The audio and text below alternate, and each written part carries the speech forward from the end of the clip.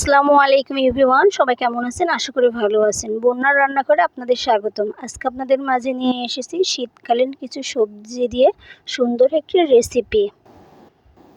অনেক টেস্ট হয় এভাবে রান্না করলে, আর শীতকালীন অনেক সবজি পাওয়া যায়, এজন্য সবার উচিত বেশি বেশি সবজি খাওয়া। আজকে আপনাদের দেখাবো ফুলকপির একটি সুন্দর তরকারি। তো এখানে ফুলকপিটা সুন্দর করে কেটে ধুয়ে নিয়েছি, সাথে কিছু আলু নিয়ে নিয়েছি। প্রথমে আমরা মাছগুলো লবণ, হলুদ, ঝালের গুঁড়ো দিয়ে মাখিয়ে রেখেছিলাম। মাছগুলো ভেজে নেব। আজকে আপনাদের দেখাবো তেলাপিয়া মাছ দিয়ে ফুলকপি, পালং, ধনেপাতার একটি তরকারি। তো মাছগুলো ভেজে তুলে রেখে একই তেলের মধ্যে কিছু পেঁয়াজ কুচিয়ে ভেজে এর মধ্যে পরিমাণ মতো লবণ, ঝালের গুঁড়ো, হলুদের গুঁড়ো, 1 টেবিল চামচ পরিমাণ পেঁয়াজ বাটা, 1 টেবিল চামচের একটু কম জিরা বাটা দিয়ে মশলাটা কষিয়ে নিব।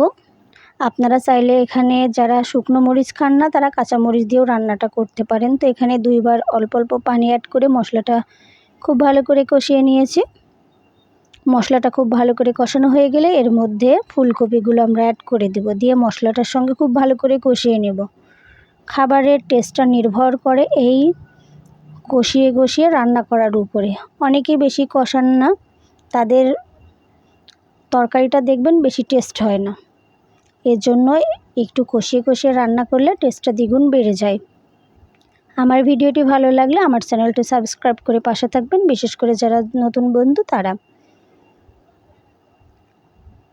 মাঝে মাঝে একটু নেড়েচেড়ে দিতে হবে।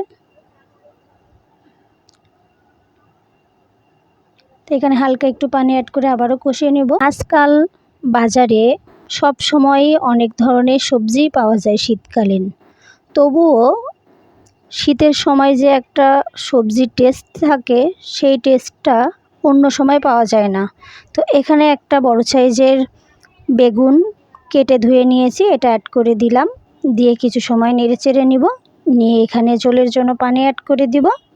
এখানে খুব বেশি পানি অ্যাড করব না, যেহেতু পালং শাক দিব, পালং শাক থেকে অনেকটা পানি বের হয় এজন্য। আর এই ফুলকপি, আলু, বেগুন, ধনেপাতা, পালং, মাছ যদি একসাথে রান্না করা যায় তাহলে এই তরকারিটার টেস্টটাই দ্বিগুণ বেড়ে যায়। তো এখানে বলক উঠে এসেছে। এখন আমরা যে পালং ধুয়ে রেখেছিলাম কেটে, সেগুলো অ্যাড করে দিয়েছি। দিয়ে খুব ভালো করে মিশিয়ে নিব।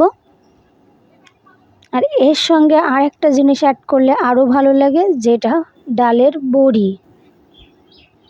তো এখনও তো বড়ি পাওয়া যাচ্ছে না বা বানানো হয়নি, এই জন্য এটা বাদেই আজকে আপনাদের সঙ্গে শেয়ার করলাম। তো এখানে কিছুক্ষণ পরে আমরা মাছগুলো অ্যাড করে দেব। দেখুন পালং পাতাটা অনেকটাই নরম হয়ে গেছে। অনেকে আপনারা পালং পাতাটা কষানোর সময় দেন, তো কষানোর সময় দিলে মনে হয় শাকটা বেশি একদমই খুঁজেই পাওয়া যায় না, এই জন্য আমি বলকের উপর দিয়েছি। তো মাছগুলো দিয়ে কিছু সময় ভালো করে নেড়েচেড়ে মিশিয়ে নিব। এখানে আপনারা অবশ্যই লবণটা চেক করে নেবেন আর আলতো করে নেড়েচেড়ে দেবেন। দেখুন আমার ঝোলটা অনেকটাই কমে এসেছে। এ পর্যায়ে ধনেপাতা অ্যাড করে দিব আপনাদের পছন্দ অনুযায়ী। আর ধনেপাতাটা দিয়ে কিছুক্ষণ রেখে দিলে ধনেপাতার ফ্লেভারটা খুব ভালো করে পুরো তরকারির মধ্যে চলে যায়। এজন্য আমি একটু আগে অ্যাড করে দিয়েছি। দিয়ে কিছু সময় রান্না করে নেব। আর অবশ্যই লবণটা চেক করে নেবেন, যেহেতু পালং পাতা দেওয়া হয়েছে এতে একটু লবণটা বেশিই লাগে। তো হয়ে গেছে, নামিয়ে পরিবেশন করে নিয়েছি। আপনাদের কাছে আমার এই শীতকালীন সবজি রেসিপিটা কেমন লাগলো অবশ্যই জানাবেন। ভালো লাগলে এভাবে একবার রান্না করে দেখতে পারেন। নতুন কোনো ভিডিও নিয়ে আপনাদের মাঝে আবার চলে আসবো। ততক্ষণ সবাই ভালো থাকবেন।